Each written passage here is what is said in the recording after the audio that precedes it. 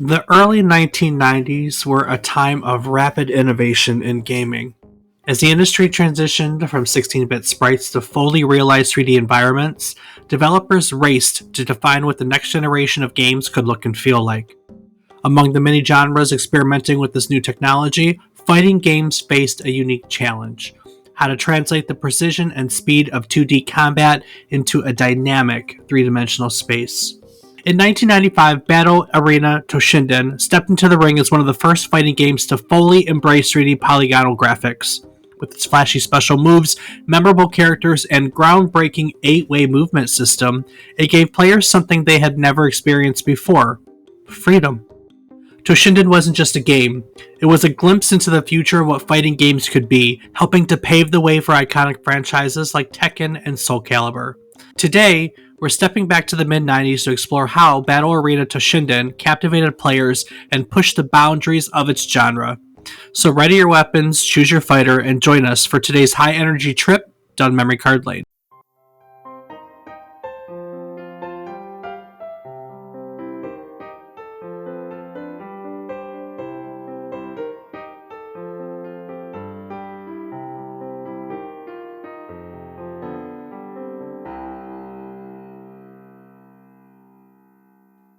Good morning, good afternoon, and good evening. I hope these words find you well. Hello and welcome to the 227th episode of our video game history podcast, A Trip Down Memory Card Lane.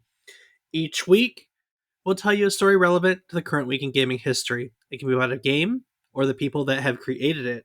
It can be about a console or the technology that brought it to life. We often talk about the companies that bring it all together, making our hobby video games a reality. While telling you each story, we hope to teach you something new about the topic, what it took from the world as its inspiration, or what it gave back to the world in its legacy.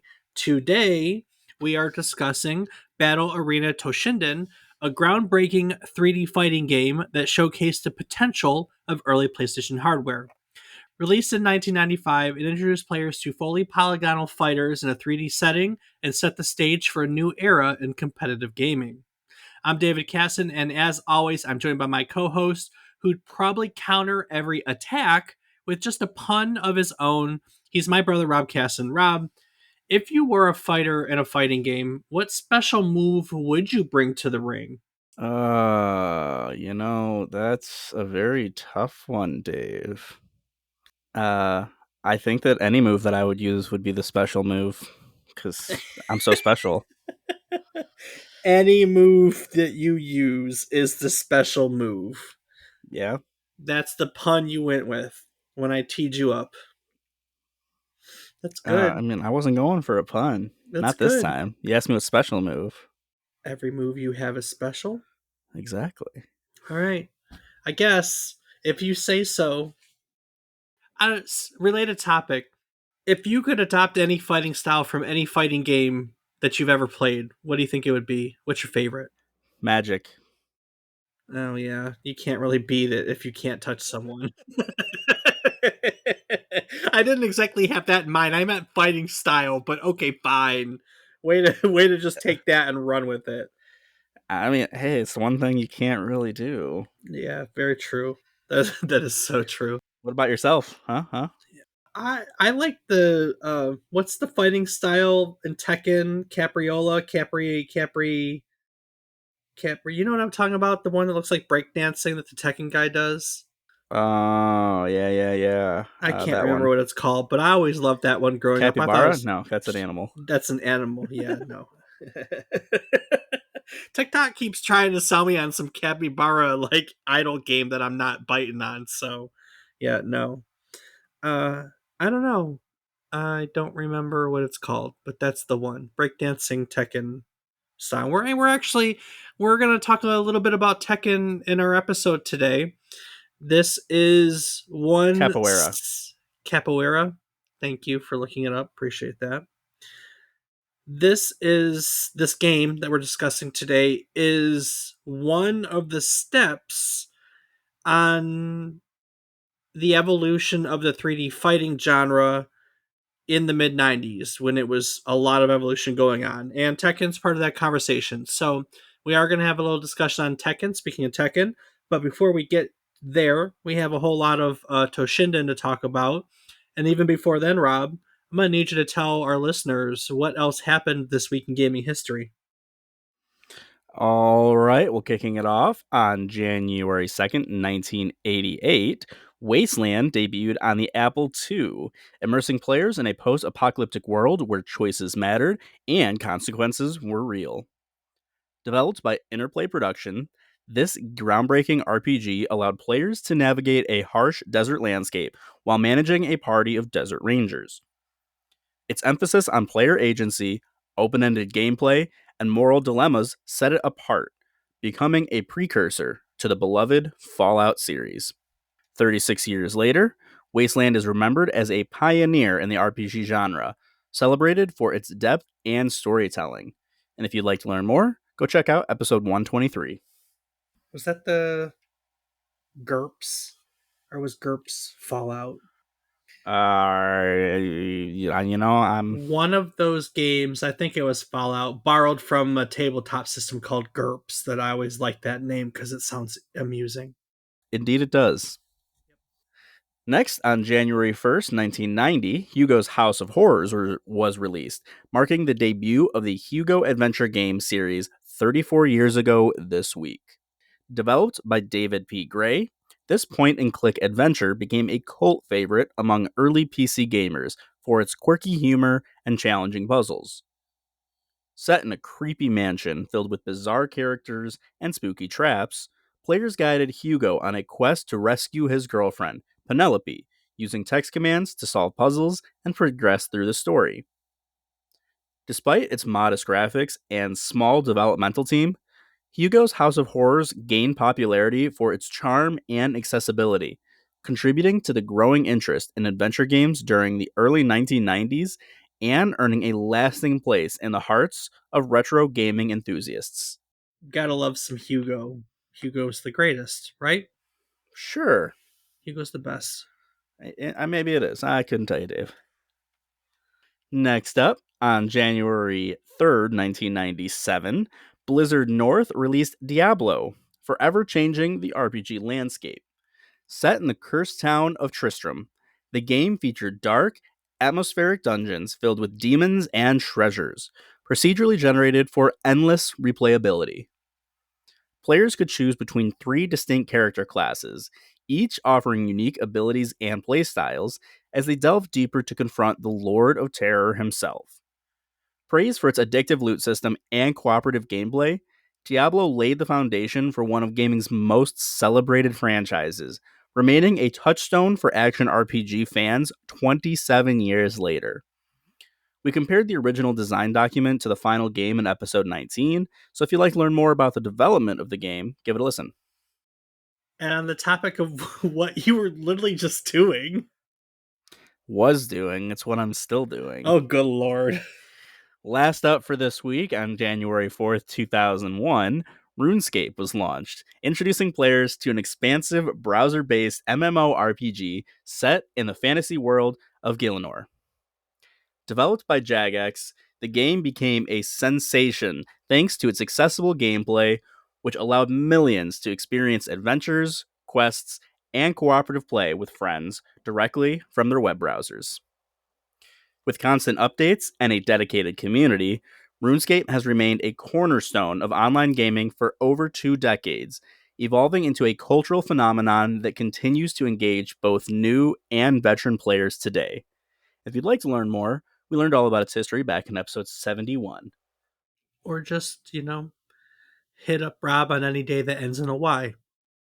Well, go listen to the episode. There's more information there. I can just talk about playing the game because I do it a lot. Do you? It's Yeah, I do. But I don't think people want to hear about that, Dave. I think they want to hear about today's topic. So why don't you kick it off? We sure do. Throughout the 1960s, Japanese toy manufacturer Takara found success releasing dolls that would sell millions. In the early 60s, they released what we as English speakers call the Winky doll.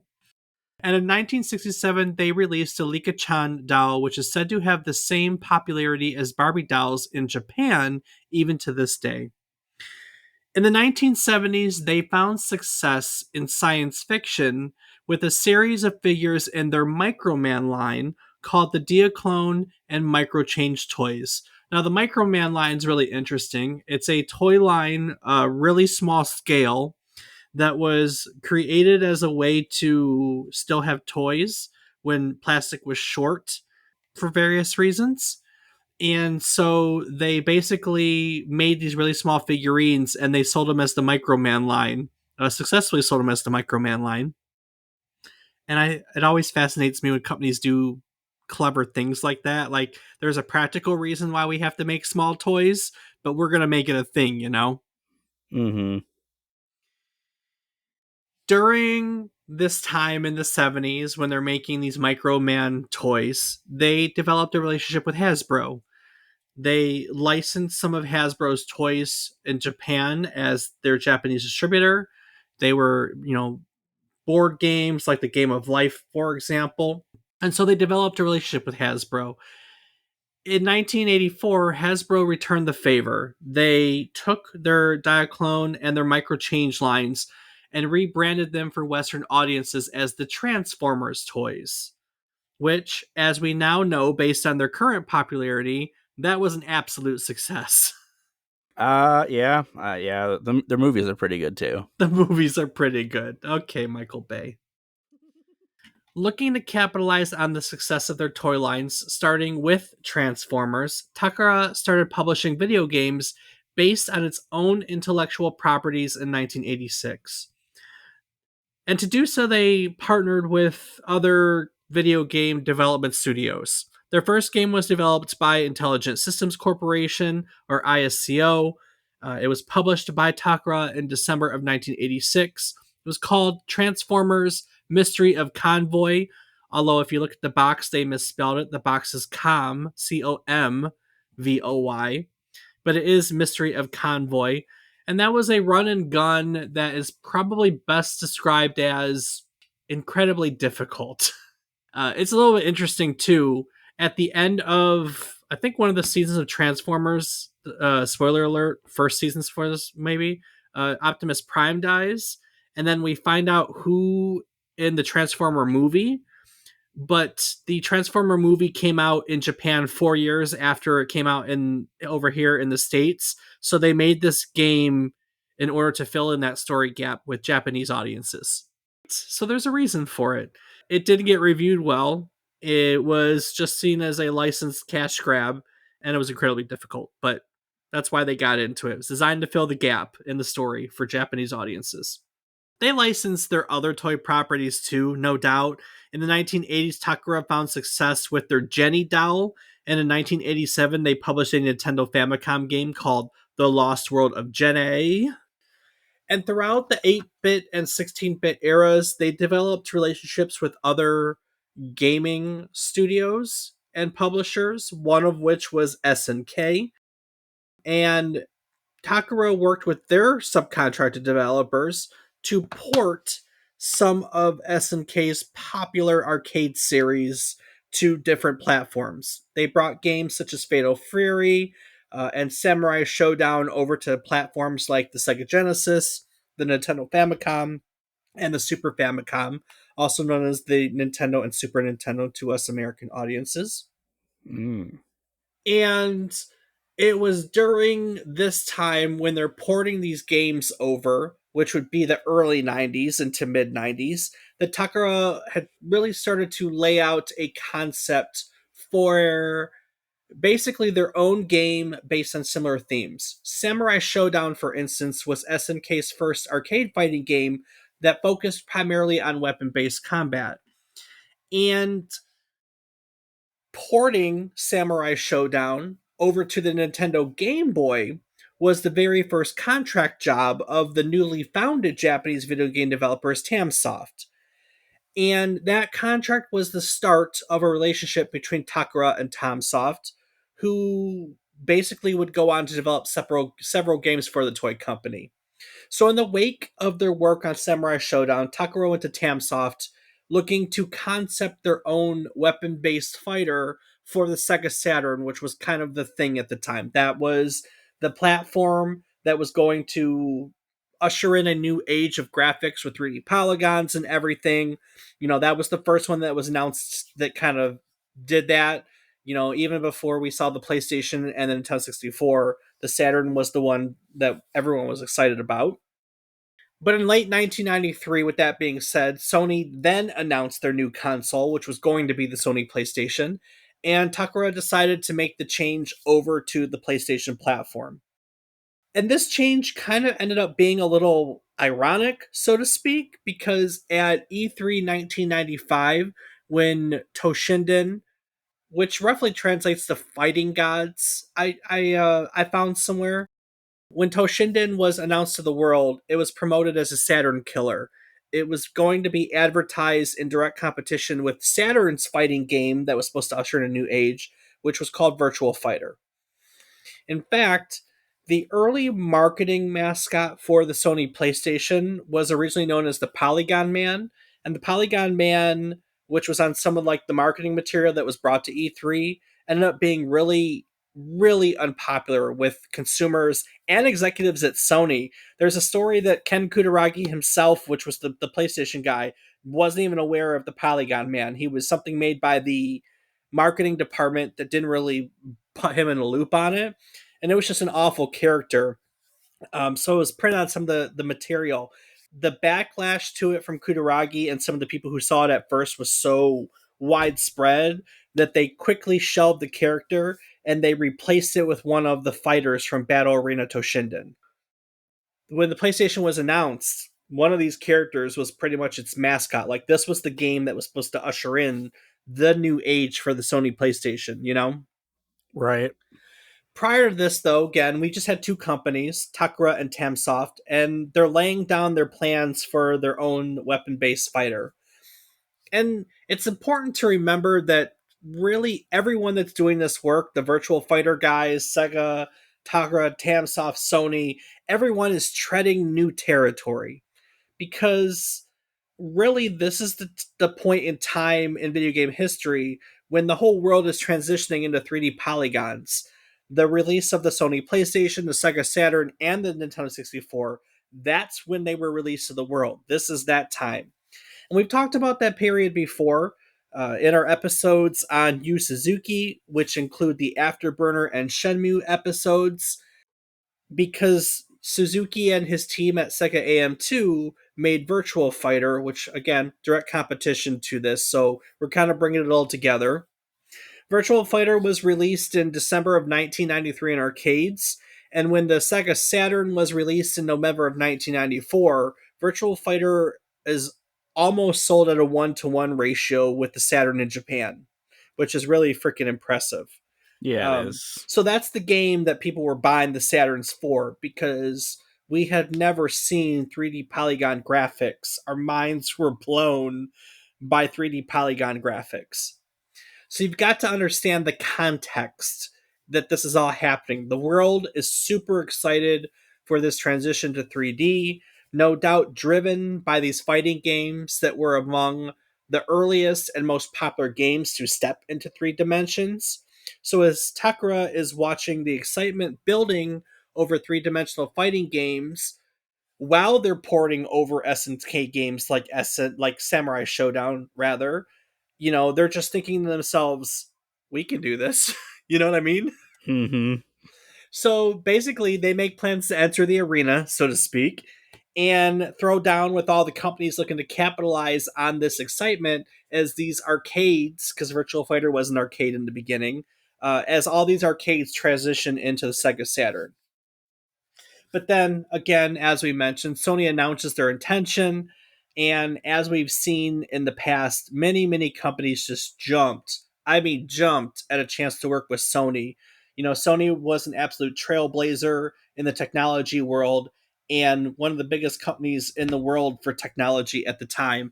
And these companies were just, they wanted any chance to work with them. So they sit down and they concept their own weapons based fighter. The inspiration is coming from past projects like Virtual Fighter and Samurai Showdown and stuff like that. And no doubt They're pulling from the Japanese tradition of Bushido, which is kind of the code that samurai abided by, so to speak. And they're bringing this all together to make basically a new fighting game. Programming begins in May of 1994, and it took just under 6 months. The game itself was released on January 1st, 1995, just a few weeks after the console's release in Japan, and ended up being a launch title for the Sony PlayStation everywhere else when it launched internationally. They put it together and they got it out to the world. Rob, as we step into the world of Battle Arena Toshinden, it reminds me of how we connect over our shared love of games. These days, creating something meaningful doesn't have to be as intense as a high stakes battle in the arena. That's so true. Whether it's fighting foes or launching a podcast, the hardest part is figuring out where to start. Exactly, and that's where Zencaster comes in. Zencaster is an all in one podcasting platform that makes it super easy to record high quality audio and video straight from your browser. No extra gear or complex setups required. So, I can start a podcast all about epic gaming battles without needing tons of equipment? That sounds perfect. Absolutely. Plus, Zencaster handles post production like a pro. It removes background noise, balances audio levels, and even cleans up all those filler words like and It's like having your own sound engineer on call. And what about getting the podcast out to listeners? Well, Zencaster's got you covered there too. You can distribute your episodes to all major platforms like Spotify and Apple Podcasts directly from the Zencaster platform. It's podcasting made simple. All right, I'm in. How can our listeners start their own podcasting adventure? Just head over to zencaster.com/pricing and use our offer code, all one word, memory card lane. You'll get 30% off the first month of any Zencaster paid plan. Whether you're recording your first episode or leveling up an existing show, Zencaster makes it easy. Looks like it's time to hit record on our own podcasting dreams. That's right. So, listeners, if you've ever thought about starting a podcast, now's your chance. Head over to zencaster.com/pricing and use our offer code, all one word, memory card lane, and you can get 30% off the first month of any plan. Get started today. All right, now let's get back into the legacy of Battle Arena Toshinden. Like we had just mentioned, Rob, 3D fighting games were just becoming an established genre.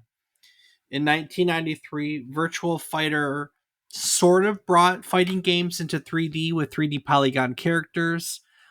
In 1994, Namco released its first significant rival, which was Tekken, that followed a similar formula. But in case of both games, the characters were in 3D, but the movement was not. Fights in both games took place only on a 2D plane. And let's be honest, Rob, we see plenty of that still to this day, don't we? Yeah, no, thinking about it, yeah, that's true. I mean, it's a really popular design for fighting games, isn't it? Yeah. I mean, you got one guy on one side, one guy on the other, and they fight at it. There's no moving to the back or the front or anything like that. Correct me if I'm wrong. You play way more fighting games than I do nowadays. Most of the ones, well, it's tough because I try to find more of the ones that are the multi-directional, but I mean, I was watching you play the Dragon Ball one the other day. That's a 2D plane, or can you step around each other? well, in that one, the old one that I got is 2D plane, but I'm pretty sure that Sparking Zero, the new one that came out, is 3D plane. Right. I just haven't got it because cheap. Yeah. So, admittedly, not that there's anything wrong with it, but that's where we started, right? We had 3D characters, but fights were 2D. You couldn't do anything in terms of the up and down axis. You could only go back and forth. Battle Arena Toshinden here actually gets credit for bringing the genre into true 3D with one little move. In Toshinden, you could sidestep, essentially moving out of your opponent's way and ending up on the other side of the screen.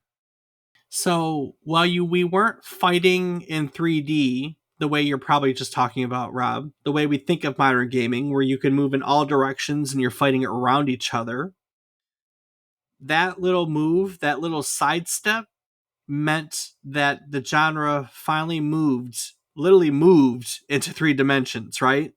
Mm-hmm. In an interview, Takara boasted that the game had more realistic 3 dimensionality. Virtual Fighter uses 3D characters, but the fights and attacks take place on one plane in the same direct line. In contrast, Toshinden uses all the dimensions of the screen, X, Y, and Z, and attacks can be made to the side or behind the enemy. It's also possible to circle the opponent. Now, to be fair, Toshinden does not have the sidestepping that is popular still to this day in the fighting community, what we call misstepping. That it didn't come until later that year when Tekken 2 was released. Instead, it's probably more realistic to call what Toshinden had a shoulder roll to get out of the way, but it doesn't change the fact that the character kind of leans in a direction, into that Z axis, which had never been done before and technically moved into 3D. I mean, there's not really a debate. We all, history gives credit for Toshinden for bringing it into what we call true 3D because the movement is finally in 3D. Yeah, for sure. It was a fine step forward, one that is an important stepping stone to the fighting genre as it continued to move forward. The following year, 1996, just to kind of put everything into perspective, right? Because we had Virtual Fighter in arcades in 93, and then 94 would be Sega Saturn into PlayStation, and now 95 here, we're here at the beginning of 95 with Toshinden. 96 is when we would see Soul Edge, which we did an episode on in the past, and Dead or Alive, which I don't think we've done an episode on. No.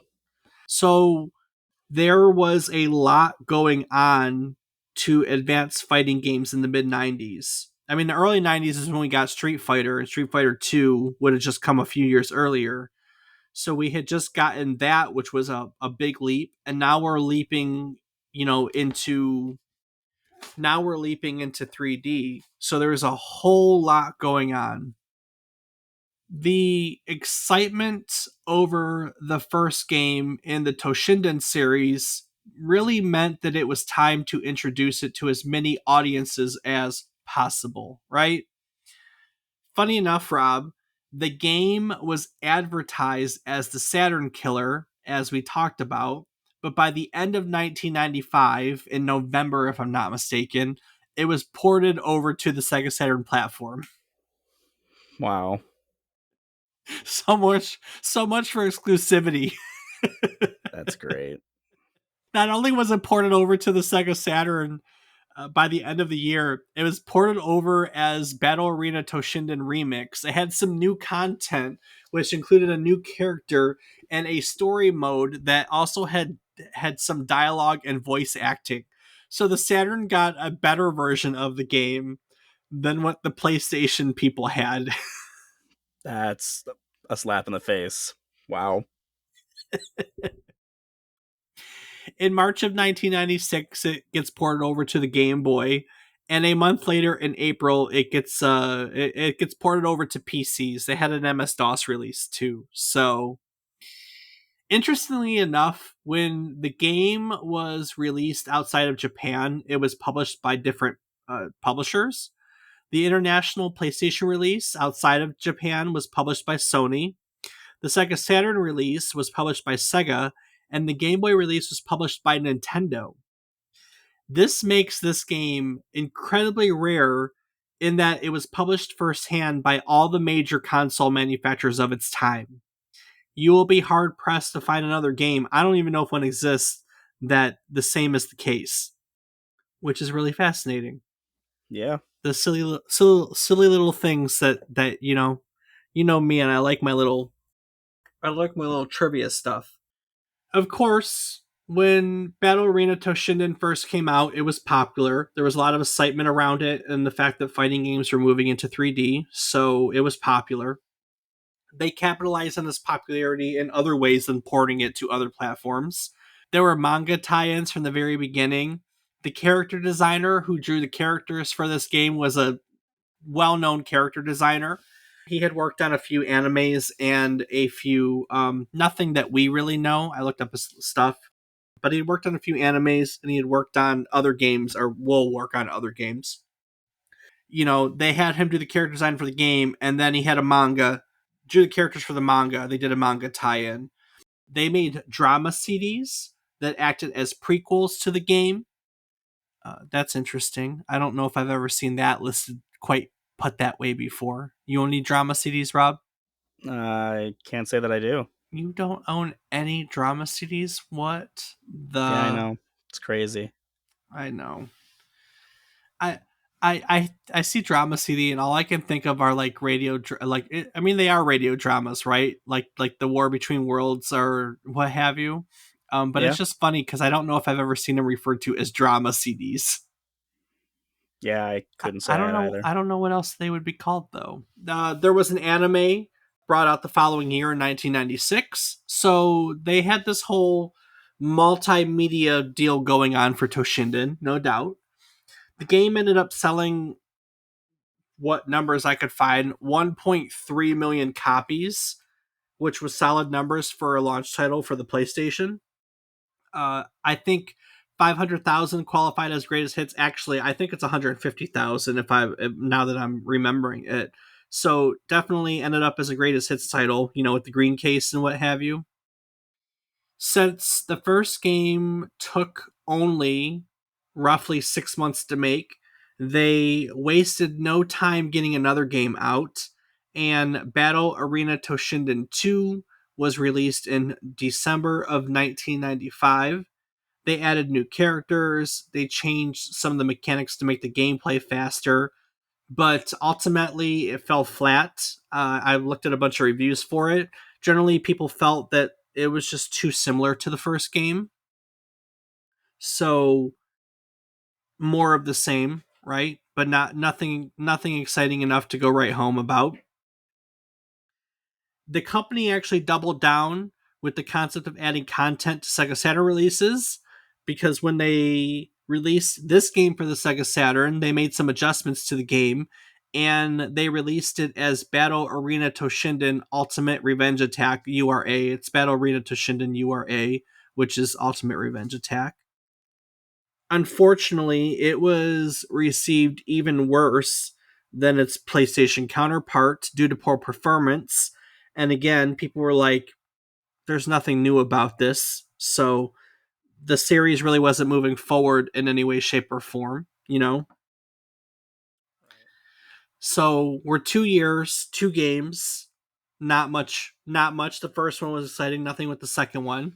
A year after that, they tried again with Battle Arena Toshinden 3, also for the Sony PlayStation. They made some changes here. They had enclosed arenas. The closed arenas allowed players to launch opponents into the walls and into the ceilings to juggle them. So there was definitely some change there. The combo system was reworked, and some additional types of attacks were added, on top of some additional weapons. That game also added a large selection of newer characters. They got 32 characters in total, which is, I mean, I think 14 was the original set. However, with that being said, most of them were just a palette swap on those original 14 fighters that used one of those 14 fighters' move sets. So, that kind of stuff goes for a lot of games, right? Where you can just swap a palette set and be okay with it, but it doesn't really go for fighting games, does it? No, I don't think so. Because people don't care about, I mean, we care, but we also don't care about it for games like, I don't know, a role playing game or a platform game or something like that. But the fun of new characters in a fighting game is new move sets, right? Mm-hmm. And so when you don't get new move sets, you get frustrated. Like there's literally no point to a new character when you don't have a new move set in a fighting title. The consensus on the third title was yay. They finally improved the series enough to note. With that being said, it didn't improve it enough to compete with any of the other fighters that were being released that year. Virtual Fighter 2 had been released, the Tekken series had been released. So cool. We finally have some movement in the series, but by now people had just kind of moved on to other series. Right. A few years later in 2000 to Toshinden 4. It's not even called Battle Arena Toshinden because in Japan it was only called Toshinden. And the fourth one never made it out. Well, I can't say that, but it was originally released in Japan. It was never Americanized, so to speak. Toshinden 4 was released in Japan for the PlayStation. It was brought to Europe in 2000. It was actually released 3 times in Europe in 2000. The publishing rights and the companies kept changing hands. And so 3 different companies published it and released it in Europe 3 different times. So it had one. It's funny because it's got 1 release date in Japan and 3 release dates in Europe. Interesting. And then it never came to North America in any way, shape, or form. So Well, that's because Europe took our they took releases. all release dates. That's so true. It had an all new roster of characters. In fact, they only brought one back from the original trio, and the story mode now featured 3-on-3 battles, which was becoming a thing at the time thanks to SNK's fighting games. I did find a few reviews for Toshinden 4. They all kind of gave it a 3 out of 10, so it was a great game. No Yeah, doubt, right? 3 out of sure. 10. Super great. It was pretty obvious that the series was just in steep decline at that point, so you know it never really managed to meet the expectations established in the first game, right? Because for the first game, it it was innovative for one reason and one reason only, because you could sidestep in 3 dimensions and no one had seen that before. But by the time any other fighting series picked up that move and ran with it, there were 1,000,001 reasons to move on to other series. Mm-hmm. And that's essentially what happened. They everyone else continued to innovate and they didn't. Or they didn't fast enough is probably a good point, because there's no doubt that they innovated. They got enclosed arenas and now we have a whole new roster of characters in 3-on-3 battles. So they were trying. They just It was too little too late, I guess, is a way to look at it. Yeah. And realistically, Toshinden 4 was the last in the mainline series. There was a few more attempts to cash in on the franchise. About a month after Toshinden 4, they released Battle Arena Toshinden, which was basically featured super deformed characters, aka they were made for children. It had a smaller move set, and all the arenas were school-based locations. It was a game basically made to compete with Virtual Fighter Kids, which was the exact same concept. I didn't even know Virtual Fighter Kids existed. I didn't remember that until I did this research. Yeah, I've never heard of that. Small bodies, big heads, essentially, when we're saying Oh, super deformed. okay. That So, makes sense. and then of course, smaller move sets, less violence, and schoolyard fighting. Right. But like I said, I didn't remember. I didn't remember at all that there was a Virtual Fighter Kids. I didn't remember at all. Of course, I barely remember Toshinden. I genuinely can remember the first one because, again, like everyone else, there was a lot of hype as video games moved into 3D, and I remember this game being talked about in that concept, a weapon-based fighter with 3D movement. But I couldn't have told you they made 4 of them in any way, shape, or form. I couldn't have told you they made 3 of them. So, of course, fighting games was not my genre, right? True. That's very Fighting true. games. You know what? That's not necessarily true because I was huge into Tekken, and Tekken was 96. Well, then you, Honestly, you got bad. I honestly think Tekken 3 was my favorite of the bunch. That's when I last remember being into this stuff. And of course there was Mortal Kombat's that were kicking butt at this time, so, and Dead or Alive. But Dead or Alive was Xbox and I didn't have an Xbox, so maybe not Dead or Alive. I think maybe later Dead or Alive. Anyway, There were other games. There was a Puzzle Arena Toshinden in 1997, and there was the Toshinden Card Quest in 1998. Eh? Eh? Yeah, yeah. Now, with that all being said, Takara did try to bring back Toshinden more recently. In 2009, they released the simply named Toshinden, no Battle Arena, just Toshinden, for the Nintendo Wii. It has no connection to any previous characters or any previous storylines, and it even ditched the weapon based combat. It included hand based combat. I didn't see much on it. I didn't see any release of Toshinden other than the Japanese release, which was December 10th, 2009. Couldn't have been that great if they didn't decided not to bring it outside of Japan, so to speak, you know? So to their credit, Tamsoft, Takara, all the people that are involved in this are still going to this day. It's not like this game brought any of the studios down. Takara, again, their toy series became Transformers, and they gained a lot of notoriety with Transformers, and they have other toys too. But they've managed to survive this long. They merged with another toy company recently. They're Takara Tomy now, but they're still kicking.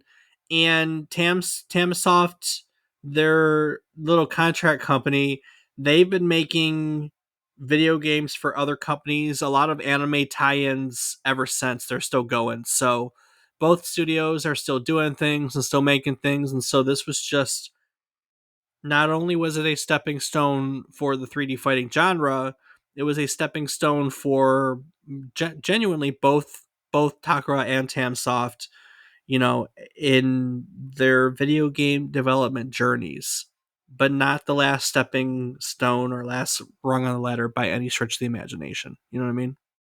Absolutely. Makes So sense. yeah, just a bunch of interesting things. So They did some cool stuff in the middle of their company's journey.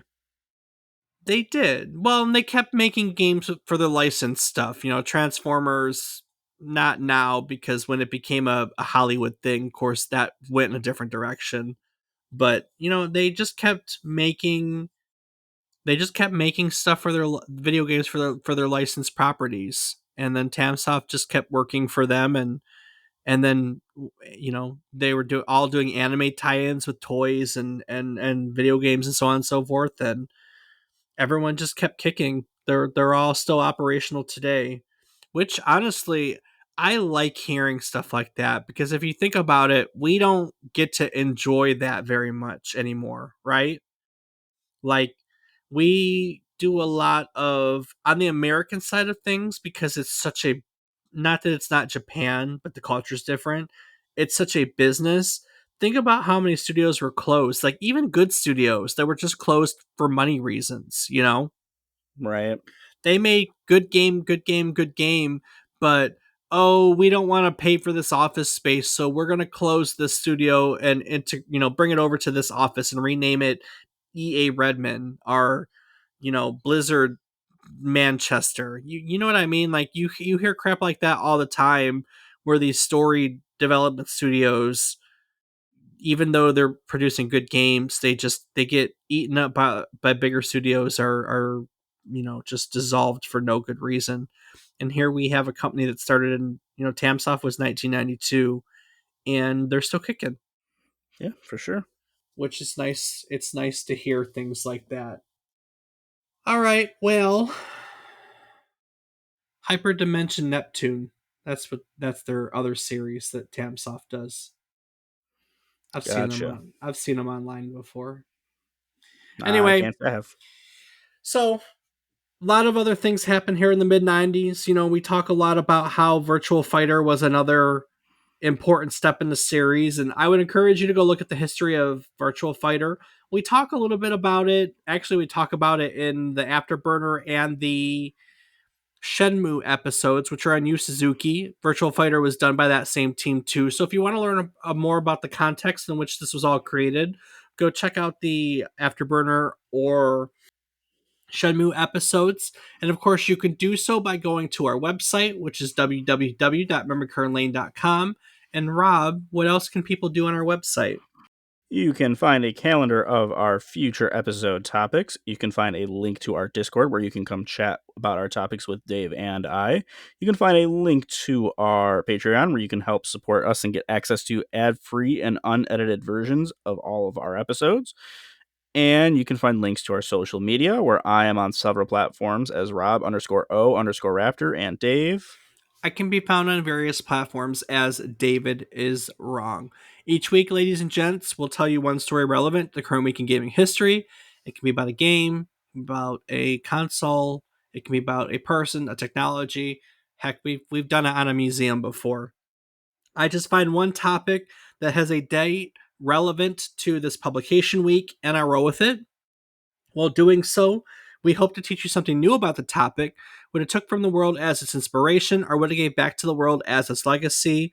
Of course, today we learned about Battle Arena Toshinden.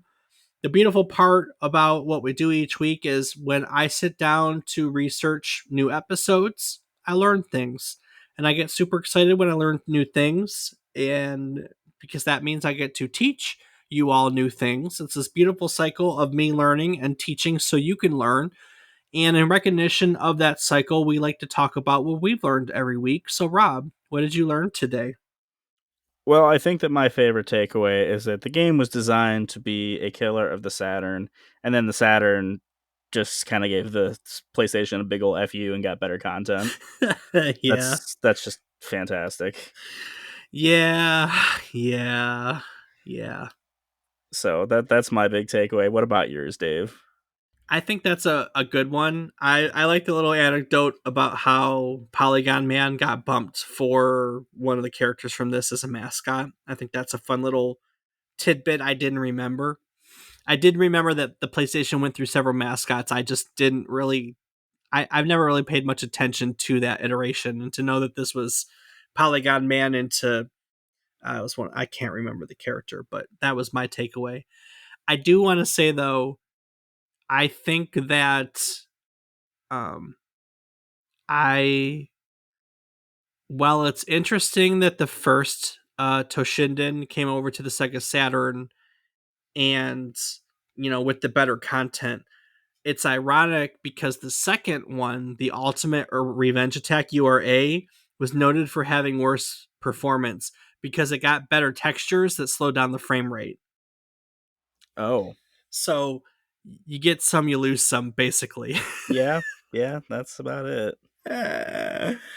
Oh, brother. All right, Rob. Well, that'll do it on Battle Arena Toshinden.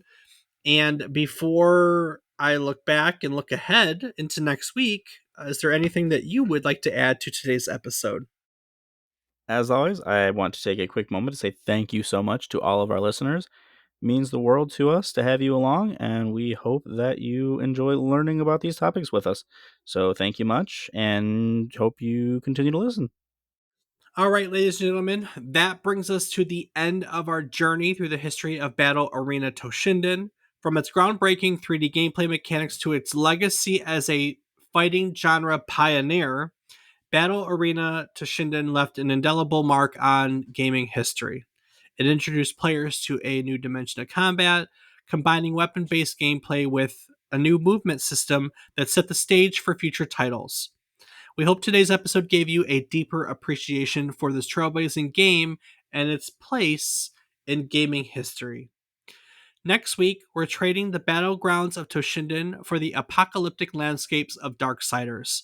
Join us as we explore the rich lore and action packed gameplay that launched this beloved series, delving into its mythological inspirations and impact on the action adventure genre.